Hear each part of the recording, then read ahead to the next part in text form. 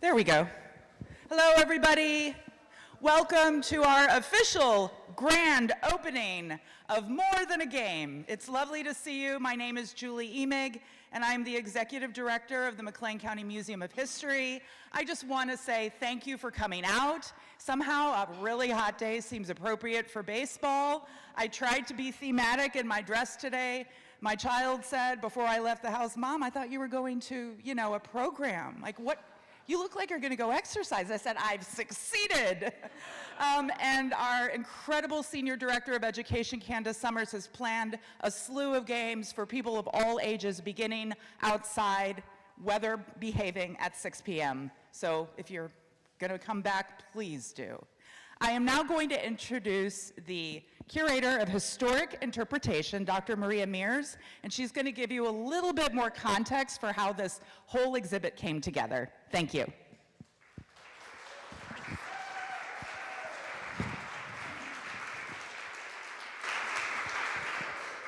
Hi, everyone. I'm Maria. Like Julie said, I'm a curator here at the museum. Welcome. Thanks for coming out. It's so great to see so many people for the public opening of More Than a Game, a community history of baseball and softball. More Than a Game has been years in the making. Along the way, we encountered a few unexpected delays, such as a global pandemic and a leaky roof. But that's what pushed it to 2026. And in the end, it actually turned out to be pretty serendipitous timing because it's also the 250th anniversary of the signing of the Declaration of Independence. And as our nation celebrates the 250th anniversary, it seemed like the perfect moment to explore America's pastime and the role it's played right here in McLean County. Our goal with this exhibit was to show that baseball and softball are quite literally more than a game. Sports offer a powerful lens through which we can tell a much larger American story. Here in McLean County, baseball and softball have been stages for competition, community, perseverance, and change. They carried our communities through wars, social struggles, celebrations, reminding us that even on the ball field, the story of America has always been in play. I'm incredibly proud of what our museum team has accomplished together. This is our most interactive temporary exhibit to date, and I often tell people that my role was simply just to make sure that all of the pieces came together in the end. The truth is that none of this would have been possible without the talent, creativity, and dedication of so many of our colleagues and partners. I'd especially like to thank our Curator of Collections, Jackie Kane, who prepared every collections object and created custom object mounts. So every object you see in the museum, including archival documents, Jackie built those mounts herself. The mannequins that you'll see in the exhibit as well, Jackie and our incredible collections technician, Bailey Babbitt, hand sewed. So every finger, foot, she did it by hand. It's very cool. Our Director of Communications, Michaela Harris, whose design expertise and leadership in communications and marketing helps bring this exhibit to the public, as well as some preparator work, building, and even removing some vinyl. Our Curator of Digital Humanities, Tori Moret, who's back there on the live stream right now. She has all the credit for making this our most interactive temporary exhibit yet. Every digital experience you'll encounter in the gallery is thanks to her creativity and technical expertise. Our Director of Development and Assistant Executive Director, Norris Porter, he helped spread the word about the exhibit and secured the support that allows us to continue investing in high-quality exhibition materials. Our partners at Edwards Creative out of the Quad Cities, whose work in graphic design, fabrication, and exhibit production helped transform this vision into reality. And Barbara Dermontante, whose hands-on help with fabrication, from sanding to lighting and everything in between, was invaluable. She's actually down at our visitor center desk right now, and she's just done some incredible work for us. Couldn't have done it without her. Our Senior Director of Education, Candace Summers, for coordinating the many logistics and public programs that made today's opening possible. The snacks you're eating are all thanks to her. Our Executive Director, Julie Emig, for her encouragement and support throughout the entire process. Finally, I'd like to recognize Bill Kemp, our librarian and co-curator for More Than a Game. Bill's knowledge of McLean County history and passion for local baseball and softball and his countless hours of research shaped this exhibit from the very beginning. Thank you all again for being here this afternoon and for supporting the McLean County Museum of History. And now it's my pleasure to introduce Bill Kemp, who will tell more about the rich history of baseball and softball in McLean County.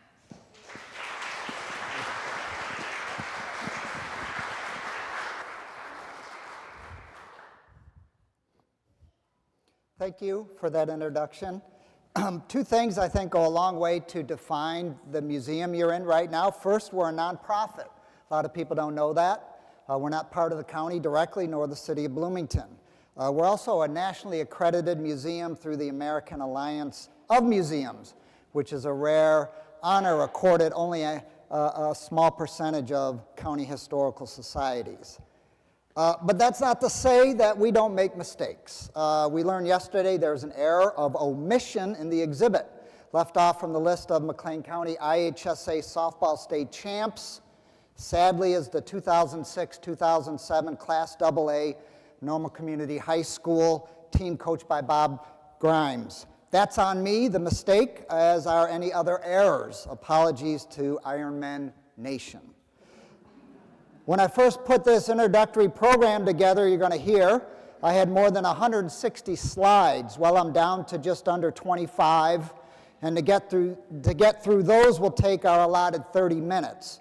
That means I have 3 or 4 more new programs nearly ready to go on local baseball and softball history, all of them featuring news stories and dynamite images.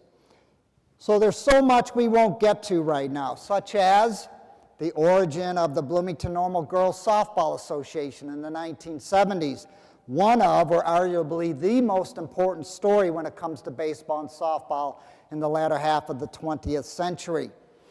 During the research phase of this exhibit, we interviewed Ross Sakita and his now adult daughter Ashley Strupek about their time in the BNGSA.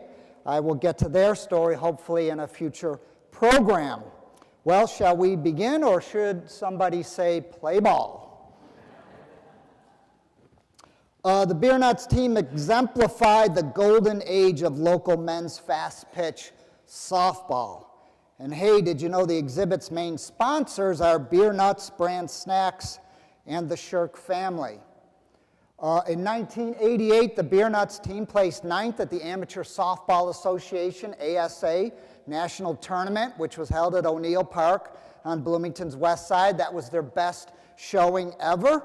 And when you talk about Beer Nuts softball, you have to talk about the late Christopher C.J. Stolfa. I'm sure some of you in the audience knew him. He's a photo on the right. He's the one looking at number 14. He spent more than 3 decades with Beer Nuts as a player, manager, and then general manager. Many will remember C.J. as the owner with his father of S&S Liquors and then C.J.'s restaurant. Okay, what do we mean, and Maria alluded to it, what do we mean by giving the exhibit the title More Than a Game? Well, one cannot examine baseball and its sibling sport of softball without examining things like mass media, technology, race, and gender. In fact, it's hard to separate all of those things from the game or the games themselves. Okay, Bloomington Normal, if you did not know this, is home to no less than 4 National Baseball Hall of Fame, Cooperstown, New York, inductees, right? Many know the story of Bloomington's Charles Old Hoss Radbourn and his all-time record pitching wins in a single season. That would be 60 in 1884, never to be broken, right? He's an interesting figure for sure, but he's nowhere near as important to baseball history as one Clark Griffith, who spent his formative years in Normal. Griffith, one of the finest pitchers in the 19th century, principal organizer of the American League, first manager of the New York Yankees franchise, and then longtime manager and then owner of the Washington Senators, one of the most important people in the history of baseball in the first half of the 20th century, and he just so happens to have grown up in Normal. It's a great story. That said, we cannot forget all the many other ball players with major league connections with McLean County ties, and there are several hundred of them, and we've accumulated a work-in-progress Excel spreadsheet with all major leaguers with ties to our community. Take, for example, one of my favorites, Bloomington born and raised Jack Powell. He played most of his major league career, which spanned 1897, I think, to 1912, with the St. Louis Browns of the American League. Yes, St. Louis once had an American League team, and they were known as the Browns. Incredibly, Bloomington's Jack Powell holds the major league record for the most career wins with a losing record. Now, right, what's that? Yes, he's got the most lifetime wins with a losing record. That means he's someone who both won and lost a serious number of games. And indeed, in 16 big league seasons, he recorded 245 wins, but 254 losses. That makes him 8th all-time in career losses in Major League Baseball history, and 55th, though, in all-time wins. While 55th may not sound like such a big deal, keep in mind, right, there has been some 6,600 starting pitchers in Major League history. So 55th in all-time wins puts Powell of Bloomington in the 1 percentile. I think that's pretty neat, right? But Bill, why did he lose so many games? Well, as noted, much of his career was spent with the St. Louis Browns, one of the more hapless franchises in big league history, but a beloved one nonetheless. St. Louis, as we know, is a brewery town, right, with Anheuser-Busch and all, and at one time it was said to be the shoe manufacturing capital of the world. So don't say you didn't learn anything today, right? And as we know, it was the home of the Browns, who, after years of losing in St. Louis, relocated to Baltimore in 1954 and became the Orioles, right? All of this to explain the once popular put-down of St. Louis and the poor Browns. And I don't know if anybody's ever heard this. Quote, "First in shoes, first in booze, and last in the American League." What a lovely photo, right? Dating to September 19, 1909. Baseball was once everywhere in America, right? Costello and O'Malley's was a men's clothing store in downtown Bloomington, always supported a robust and very successful semi-pro team.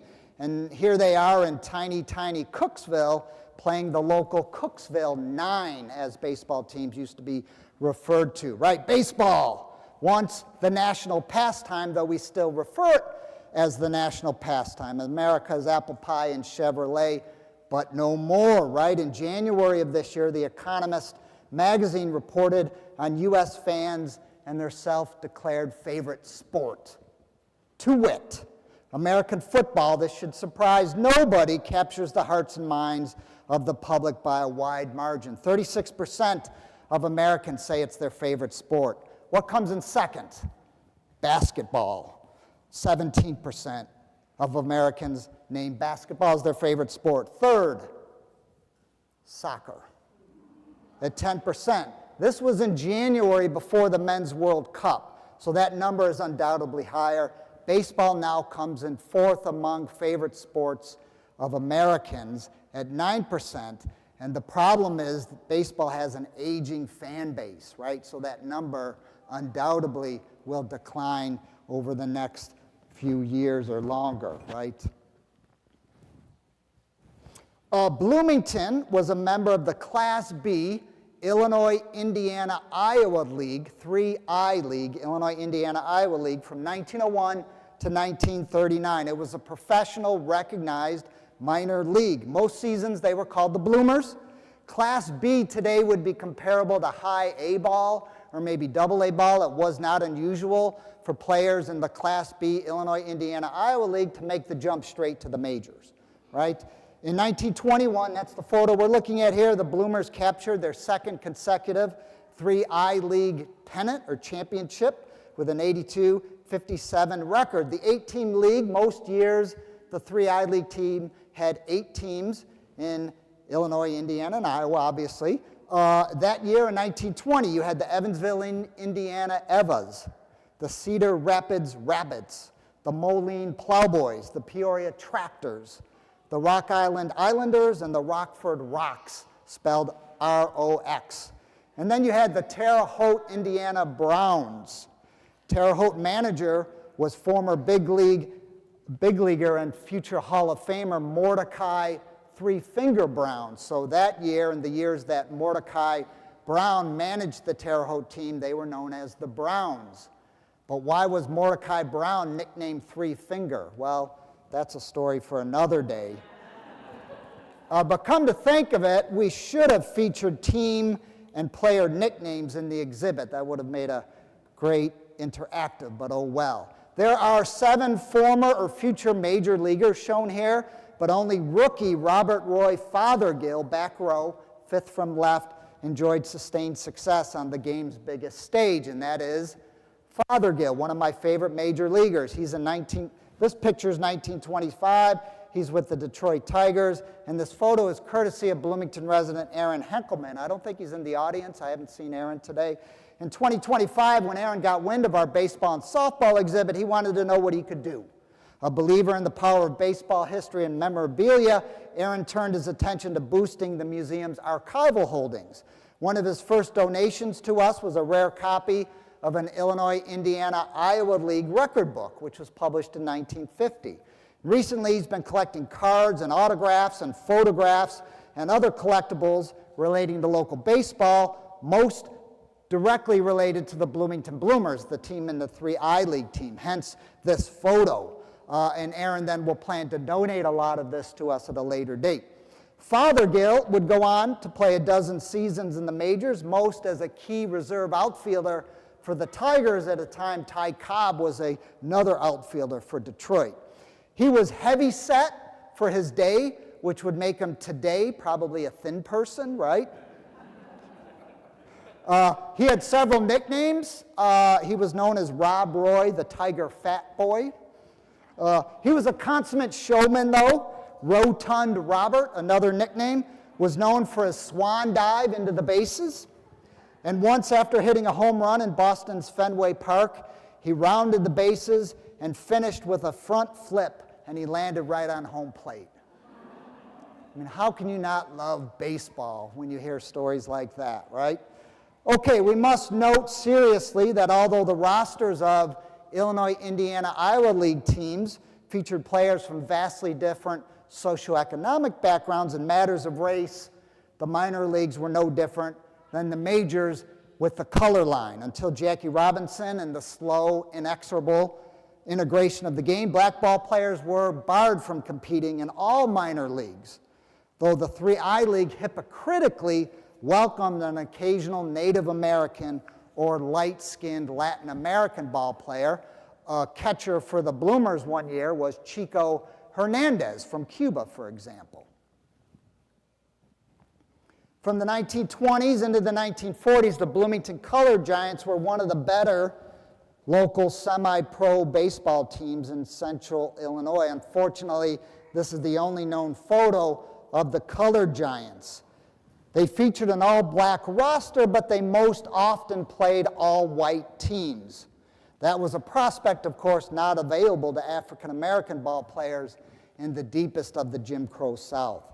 But barred from the major leagues and the vast system of professional minor leagues, many black ball players were relegated to semi-pro status or independent and traveling, known as barnstorming teams.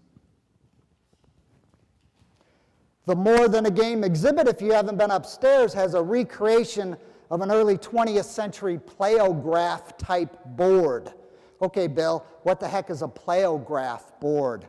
Well, here's one affixed to the south wall of the Pantograph newspaper building back on October 2nd, 1935, the first game of the World Series. I've circled it in red. What's going on here? Well, this curious contraption allowed baseball fans to gather, in this case along West Washington Street in downtown Bloomington, and follow each pitch, hit, and run during the World Series. These boards offered a likeness of a baseball field, and there was a crew, a local crew, who would work the player board and reenact the game, pitch by pitch, as they received updates, first originally by telegraph, And then into the 1930s, the reports came in by way of telephone and then radio.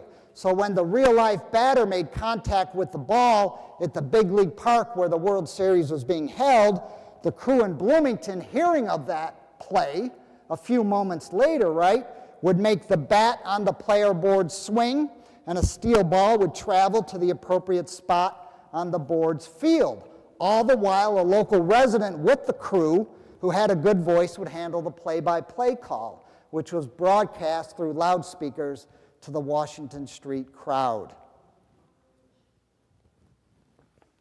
The board had markers, which were probably white discs representing the batter and base runners. It also offered lineups, an inning-by-inning line score, and the current count of balls and strikes, among other things. Yet, times change and new technology replaces what quickly has become antiquated. And what spelled the end of these playograph boards, it was the rapid spread of radio into American homes in the 1930s, and baseball and radio, right? The perfect marriage. Oh yes, the Cubs would win Game 1 of the 1935 World Series, played at Navin Field in Detroit, but the Cubbies would, of course, end up losing the series 4-2. Joe Vogel, here he is in April 1945 at his farm outside of El Paso, Illinois. Few local players epitomized the love of the game as much as Joseph G. Vogel. He played organized baseball from high school all the way into the 1950s, when as a 40-something, he was still the best hitter in the Municipal League of Bloomington Normal. He was in his mid-20s when he married school teacher Ruby Aspel in 1933, and the young couple started to farm and raise a family that would eventually include 7 children. And then in 2018, that's 8 years ago now, the members of the Vogel family donated to the Museum of History 3 scrapbooks which detailed Joe Vogel's decades in organized baseball, from the Tri-County League to the Corn Belt League to the Bloomington Normal Municipal League and everything else in between.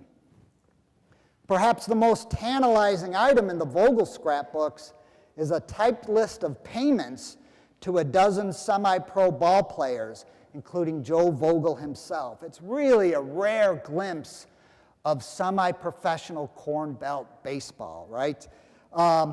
The list is dated, we think, September 1937, and it shows the roster of the Bloomington Specials, a team organized to compete in the 10th annual Cooksville baseball tournament. And I have Chris Young of Milner Library to thank for piecing this all together. That was not my research. I sent a scan to Chris and said, do your magic. And please check out Chris's wonderful website on the Gilkerson Union Giants. That was a black barnstorming team based in Illinois. So the Gilkerson Union Giants. So Joe Vogel, as we see here, played 3 games in the Cooksville tournament back in 1937 and was paid $2. Now people are going to laugh, but always adjust for inflation. When you report monetary figures in the past, if you don't adjust for inflation, they're somewhat meaningless. So $2 at that time would be the equivalent today of about $45 to us. Interestingly, one of Joe Vogel's teammates was who? Dick Tate, who we just talked about. So that makes the Bloomington Specials of 1937 something of an exception during this era, a racially integrated team, albeit one with just one black player. So, believe it or not, this was a story that did not surface until most of the exhibit was put together. So sadly, you won't find anything on Betty Chapman upstairs. But we have made room for her in a planned companion publication to the exhibit, a booklet of some sort, which we're going to pack with stories and images, and it will be out sometime at the end of the year, or at least that's what they tell me. Betty Irene Chapman. She attended Illinois State Normal University for 2 years, beginning in 1949, and she would become the first recognized black woman to play professional softball. And she accomplished that feat the summer after her sophomore year at Normal. Yes, so it was in July 1951, Betty Chapman, who was a combination outfielder and catcher, signed a professional contract to play for the music maids of the groundbreaking National Girls Baseball League. What's that? You've never heard of the National Girls Baseball League? Well, first off, it wasn't national. It wasn't a national league, but rather tied to Chicago and the suburbs. Second, the league played 12-inch fast-pitch softball, not baseball. And third, the players were women, not girls. The word national and baseball were used to give the league more legitimacy, baseball being the more popular of the two sports, though in Chicagoland, if you grew up there like I did, right, there's been a long love affair with softball, especially the 16-inch variety. But in this league, they're playing 12-inch fast-pitch softball. So despite its confusing name, the National Girls Baseball League playing 12-inch fast-pitch softball was a legitimate, competitive, professional league with surprisingly solid financial footing. Part of their money came from the owner of the Chicago Cardinals football team, now the Arizona Cardinals, one of the Bidwells, right? The league ran from 1944 to 1954 in the Chicago area, and at its height drew something like 500,000 spectators a year, right? Chapman's team were the Music Maids, as I said, and they were sponsored by Rock-Ola, a jukebox manufacturer. The Chicago Defender, which was the city's influential black newspaper, announced Betty Chapman's signing on July 21, 1951. It's a civil rights moment, right? The team's owner told the Defender the signing was the culmination of a months-long search for a black player. So there was an intentional effort to integrate the league and this team. The National Girls Baseball League, of course, you might be thinking, wasn't the only game in town. There was also the All-American Girls Professional Baseball League, best known today because of that 1992 movie, A League of Their Own. So in addition to the difference of softball and baseball, the All-American Girls Baseball League was baseball in many ways. Players in the All-American Girls League wore skirts, while those in Chapman's league wore the more practical uniform of shorts and knee socks. Another difference, the All-American League, as we just learned, was segregated. The All-American League was segregated, strictly all white, while the National Girls Baseball League featured several players of color, including Betty Chapman and Gwen Wong, a Chinese-American pitcher for the Bloomer Girls. Somebody should make a movie about all that, I think, right? Wouldn't that make quite a movie? For reasons unknown, Chapman did not return to Normal and ISNU to continue her studies after her junior year. Back in March 2024, 2 years ago, the McLean County Museum of History, right here, received a really remarkable scrapbook. And the scrapbook was titled, Happiness is Softball.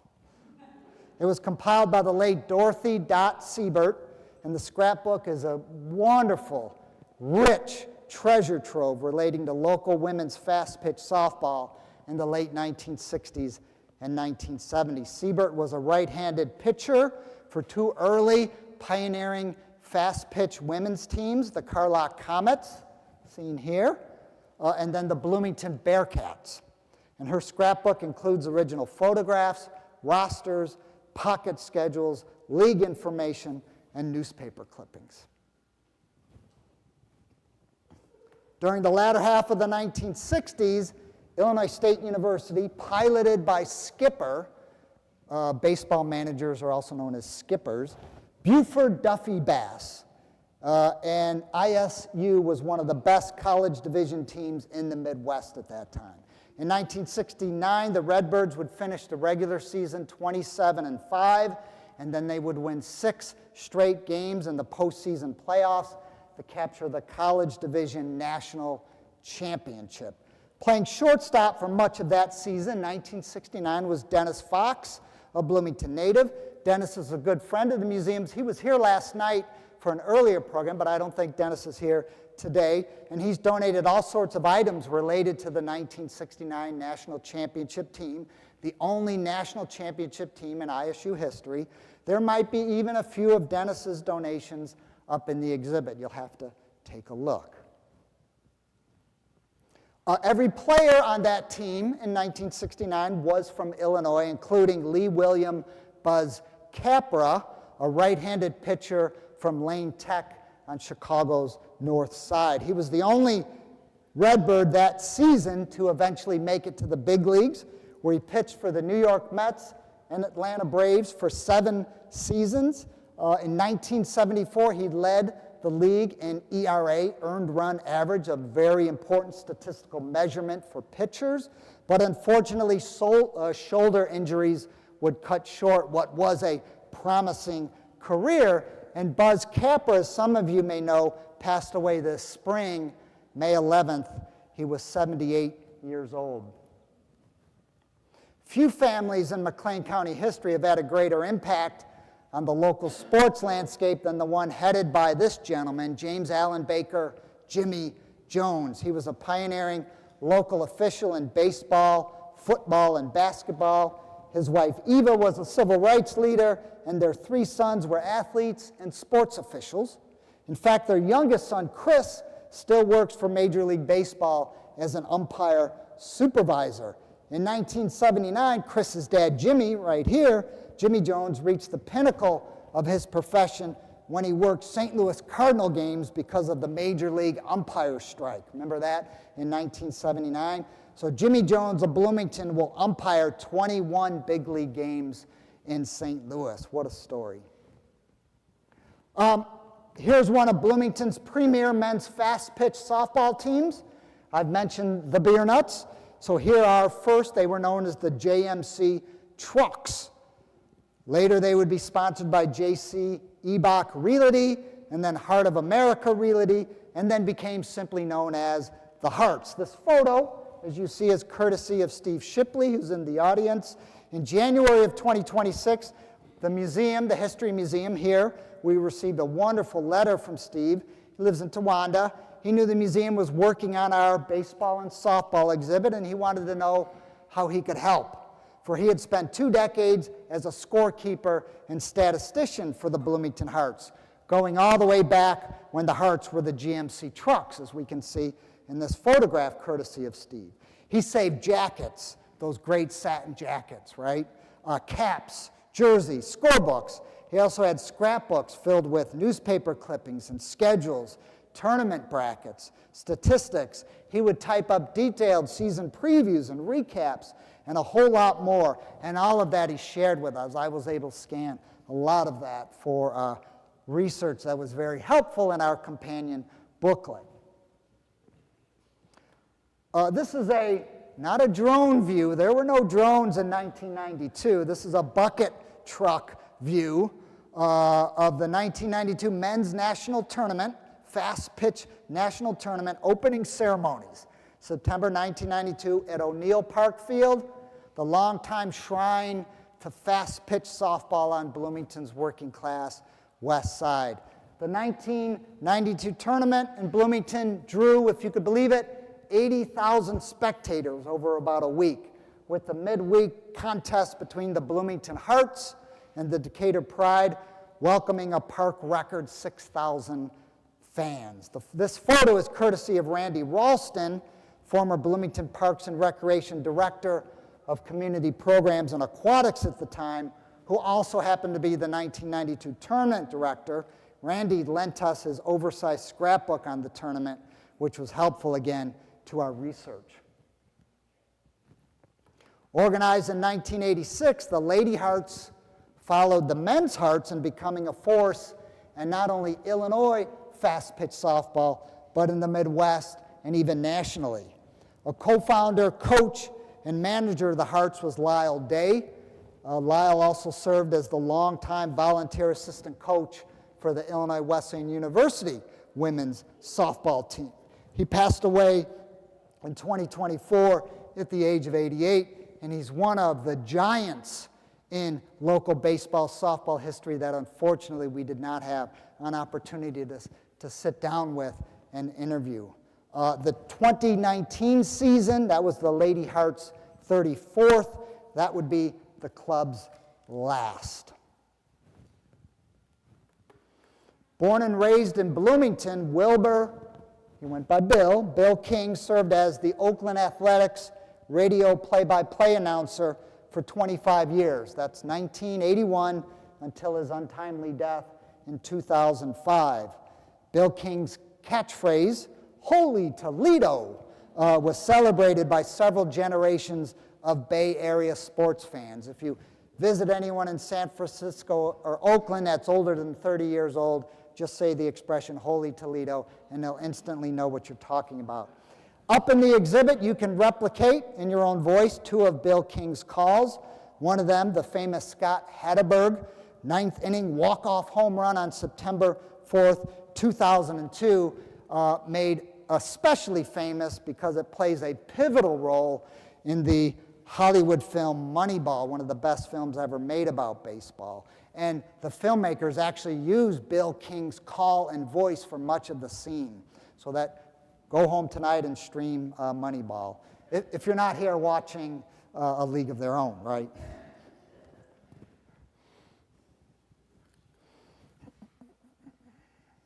Oh yes, I mentioned there were 4 National Baseball Hall of Fame inductees with Twin City roots. So we've heard of Charles Radbourn, Old Hoss, Clark Griffith, he was nicknamed the Old Fox, Bill King, who we see here. Who's the 4th? That would be Denny Matthews, who since 1969, that's 57 or so years, has been the radio play-by-play man for the Kansas City Royals. So Denny is still at it, right? So he's the 4th Hall of Famer with Twin City roots. Here's a quiet O'Neill Park, photographs I took a while back. I think a touch of melancholy in many ways hangs over this exhibit because we're several decades now removed from the golden age of men's fast-pitch softball and certainly women's fast-pitch softball. O'Neill Park hosted Amateur Softball Association, or ASA, state, regional, and national tournaments in beginning of the 1960s and into the 1990s. There were 3 national men's championships held there, 1983, 1988, and as we just saw a few slides ago, 1992. That tournament in 1992 might have been the high watermark for fast-pitch softball in this community, right? The Hearts' final season was 1996, and the glory days of adult softball in the Twin Cities survives mostly as memories. The late Art Mr. Softball Floyd, he was a softball promoter, official, and the longtime O'Neill Park PA announcer. You could do a whole program on Art Floyd and O'Neill Park and what it meant to this community. What's a ball game without something to eat and something to drink? That was his trademark baritone call from the O'Neill press box, which, as we see here, was named in his honor. So we've spent about enough of your time, and I'll end with this photo and a story. It's the spring, as we see here, of 1938, during the Great Depression, and former Major League All-Star catcher Bob O'Farrell, he is the manager of the Bloomington minor league team in the 3I League, the Bloomington Bloomers, and they're at Fans Field at the south end of Bloomington. O'Farrell, who is he with? He's with a former St. Louis Cardinals teammate. They were both big leaguers. None other than Hall of Famer Grover Cleveland Alexander. On this occasion, Alexander was in Bloomington with his barnstorming semi-pro team from Springfield, Illinois, playing an exhibition game with the Bloomers. What can you say about Grover Cleveland Alexander? He suffered from epilepsy. He was haunted by his experiences in combat during World War I, and he was shadowed by alcoholism. He was still able to win 373 games during a 20-league Major League career, which is the 3rd highest in Major League Baseball history. But Alexander and Bob O'Farrell will play a decisive role in the astounding end to the 1926 World Series played between the St. Louis Cardinals and, yes, the New York Yankees. So in Game 7 is in New York City at Yankee Stadium. It's the bottom of the 9th inning. There's 2 outs, and the Cardinals are up by a score of 3-2. Grover Cleveland Alexander was on the mound. He was a starting pitcher, but he came into the game in relief in the 7th inning, even though he'd been sleeping off a bender in the bullpen And when he came to the mound, he was still drunk. And on first base for the Yankees, representing the tying run, was none other than George Herman Babe Ruth.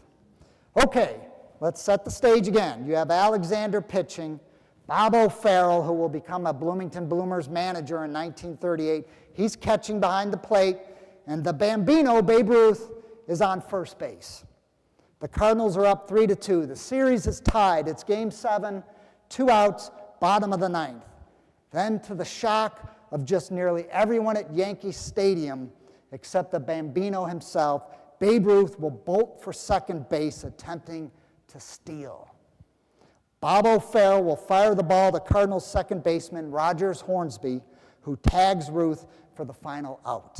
And just like that, Game 7 and the World Series were over, and the St. Louis Cardinals were world champions. Never has a World Series ended with somebody being thrown out attempting to steal a base, other than in 1926.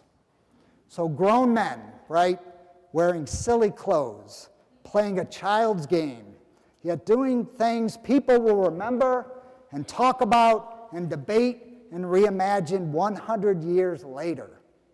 Grown men wearing silly clothes, playing a child's game. Yes, somehow this ridiculous nonsense also happens to be one of the more sublime and perfect expressions of what it means to be human. Thank you.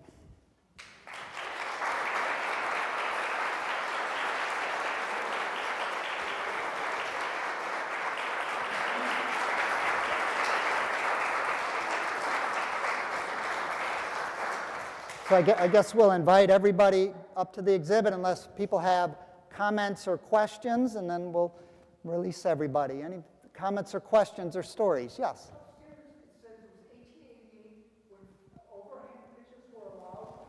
Yes. Could you talk about the transition? Sir, so we know Charles Oldhouse Radbourne, right? He will win a record 60 games in a single season in 1884. That's the first season players are allowed to throw sidearm, right? So Oldhouse is primarily throwing the ball sidearm and underhanded, right? Not overhand as we have today. In addition, the mound was more of a rectangle so you could get a running start, right? So Oldhouse had kind of a running start to throw the ball as well. The game changes and evolves, but has remained basically static for the most part since the early 20th century. So does that answer your question? Yeah. Any other comments? Yes. I was going to say, back, you said the GMC trucks. Well, the start of that was the State Farm Chiefs, and then the Lash Dairy sponsored that softball fast pitch team. So Then it evolved into the trucks, okay. and just to add to it, I mean, Yeah. So out at State Farm Park, they have some very nice photos of a lot of the players that were on the State Farm Chiefs. yeah. So Hoke Wilson is the most. Wilson, I played with Hoke, and Don McPhail. So Hoke Wilson's the most famous. Two of the best in the country. Yeah. Hoke Wilson was one of the best fast pitch softball pitchers in the nation. He will be recruited by State Farm to come in 1949 from Indiana with the promise of with the promise of a good company job, and he will remain with State Farm until the early 1980s, I believe, when he retires, and a top-notch position with a national class softball team.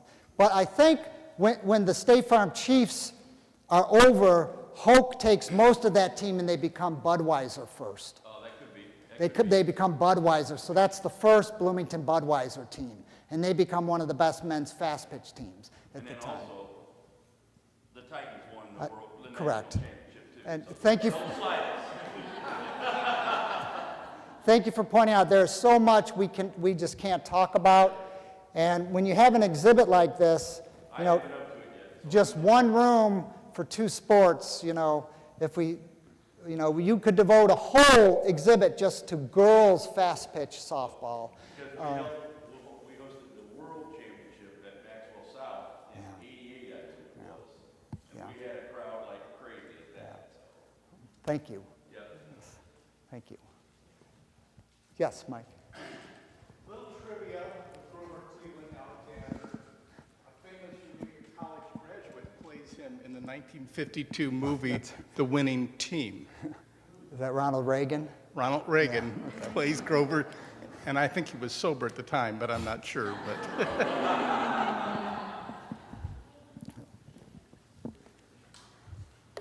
Anything else? Yes. West Washington Yeah, so Old Hoss then will have, I think it's called Radbourne's Place. It's a billiards hall and a place where you can get cigars and what were known as wet goods. So that means a good drink, right, a shot of whiskey. And that was on West Washington, just about a block from the courthouse square. Old Hoss will die. Candace Summers, if she somewhere knows Old Hoss's history better than I do, he'll pass away in his 40s. He'll get injured in a hunting accident in the area after his retirement. He's probably suffering from syphilis as well. So it's really kind of a tragic end. He speaks in many ways to the rough and tumble 19th century nature of baseball. It was a game of really hard-bitten men, a lot of drinking, a lot of gambling, a lot of foul language, a lot of immigrants. You know, we had this myth that baseball is born on, you know, in the Elysian fields, right, in the farm fields, these well-washed boys, right, in pristine conditions, lobbing a ball around in a pasture, right? Baseball is born in the ghettos of Manhattan and Brooklyn in the 1840s and 1850s with immigrants, right? So that's the birthplace of baseball in many ways. Yes?